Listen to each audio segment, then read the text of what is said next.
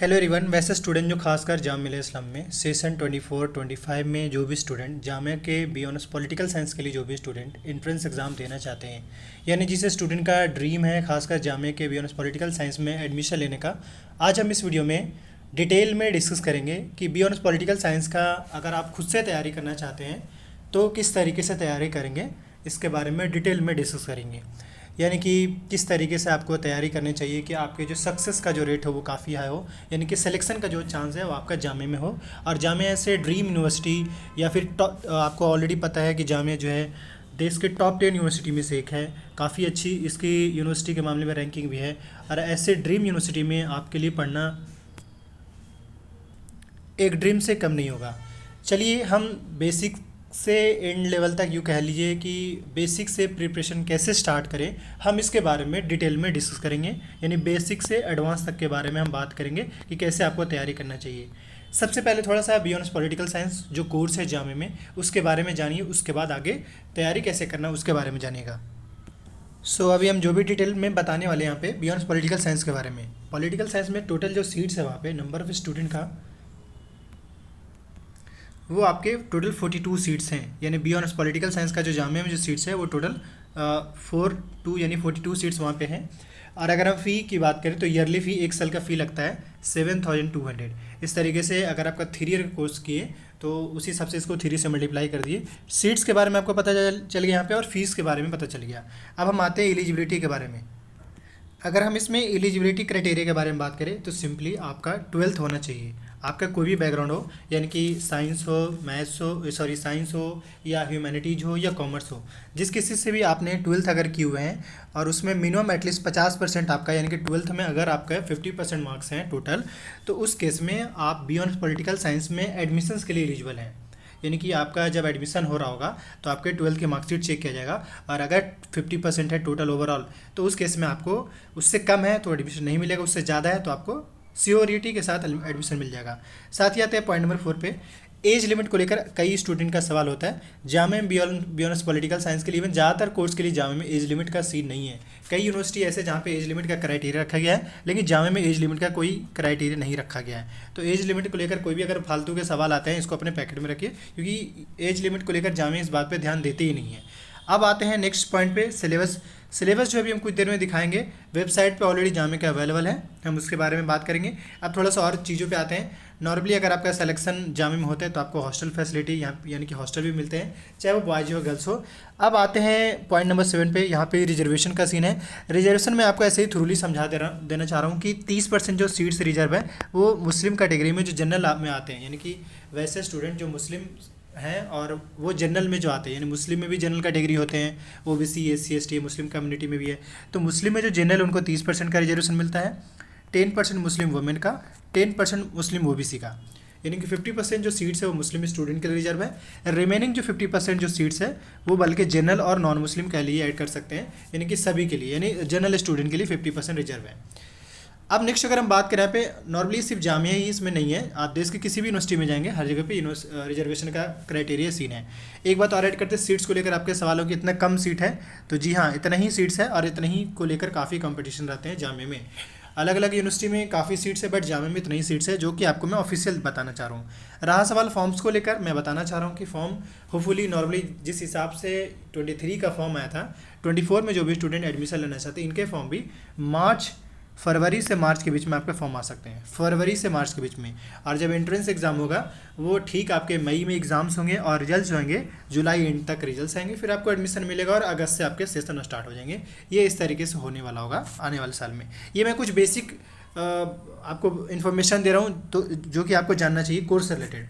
इसके अलावा अगर आपको जामिया में सिलेक्शन होता है तो फैसिलिटीज़ के बारे में मैंने बात किया, जैसे कि जामिया में अगर होता है तो आपको हॉस्टल फैसिलिटी मिलता है, लाइब्रेरी का एक्सेस करने का, कैंपस में विजिट करने का। नॉर्मली सभी बच्चों को कैंपस में एंट्री नहीं मिलता है, जो जामिया के स्टूडेंट थे उनको ही मिलता है। इसके अलावा स्पोर्ट्स कॉम्प्लेक्स है, आप अलग अलग स्पोर्ट्स का जो है वहाँ पे सीख सकते हैं, पार्टिसिपेट कर सकते हैं वहाँ पे। इसके अलावा जामिया में एनसीसी और एनएसएस है। एनसीसी आप कभी फुल फॉर्म सर्च करिएगा, नेशनल कैडेट कॉर्प। अगर आप एनसीसी करते हैं तो 5% का गवर्नमेंट सेक्टर में रिजर्वेशन मिलता है, और अगर एनएसएस करते हैं तो आपको 2% का रिजर्वेशन मिलता है। तो आप डिसाइड कर लीजिए कि आपको किस में जाना आफ्टर सिलेक्शन। इसके अलावा और भी कई प्रोग्राम होते हैं नेशनल लेवल का, इंटरनेशनल लेवल का, जिसमें आप पार्टिसिपेट कर सकते हैं और आपको एक्सप्लोर करने का मौका मिलेगा। यहाँ पे डिफरेंट डिफरेंट क्लब हैं जो कि फॉर्म्स वेबसाइट पे ही मिल जाते हैं, और जैसे डिबेटिंग क्लब हो गया और भी अलग अलग क्विज क्लब हैं, तो आप उसमें पार्टिसिपेट कर सकते हैं और आप खुद को एक्सप्लोर करने का यहाँ पे मौका मिलेगा आपको।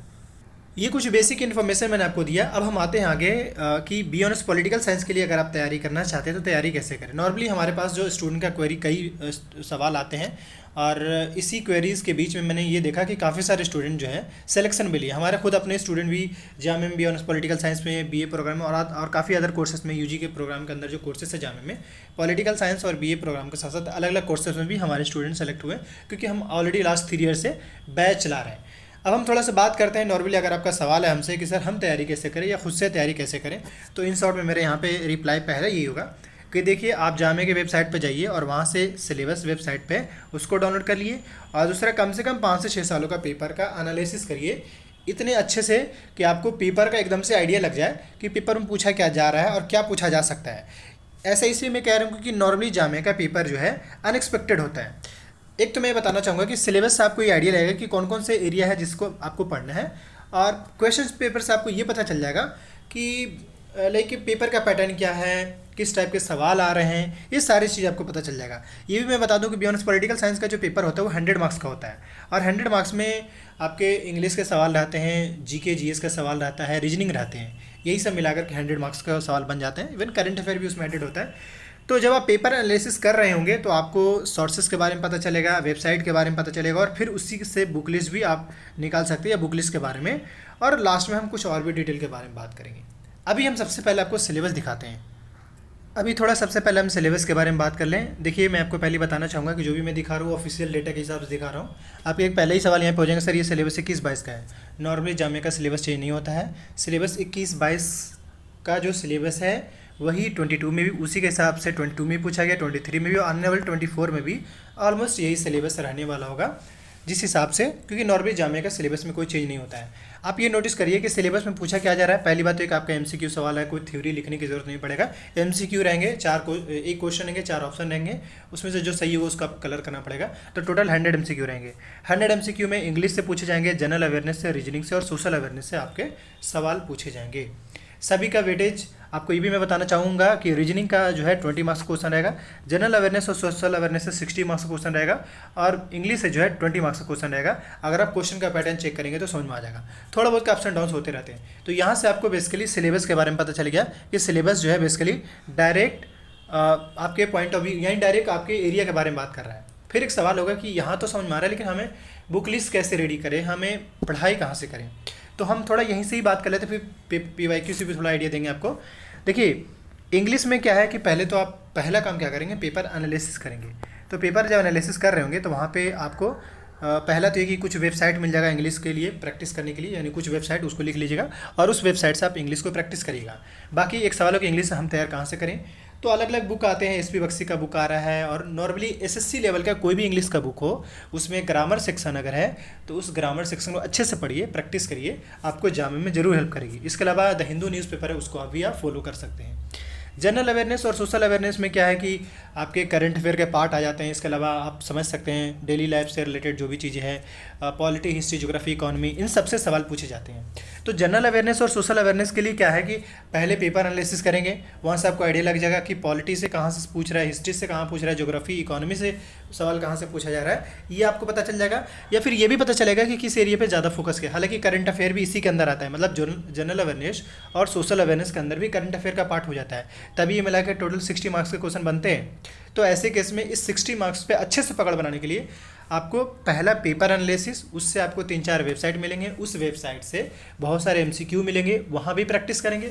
इसके अलावा हम अगर बुक लिस्ट के बारे में बात करें तो मुझे ऐसा लगता है कि अभी से अगर कोई तैयारी करना चाह रहे स्टूडेंट तो वो कुछ नहीं, 6 से लेकर 12 तक का जो NCERT है वो पढ़ लेंगे तो बहुत हद तक उनका चांस बन जाएगा सिलेक्शन का।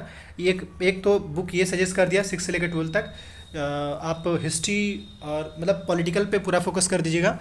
हिस्ट्री भी कर सकते हैं और ज्योग्राफी भी करना पड़ेगा, क्योंकि नॉर्मली ज्योग्राफी से ये भी नोटिस करिए कि 1-2 ही सवाल आते हैं, मगर अगर अभी आपके पास टाइम है तो आप पढ़ सकते हैं, क्योंकि जामे का जो पेपर आजकल बड़ा अनएक्सपेक्टेड हो चुका है।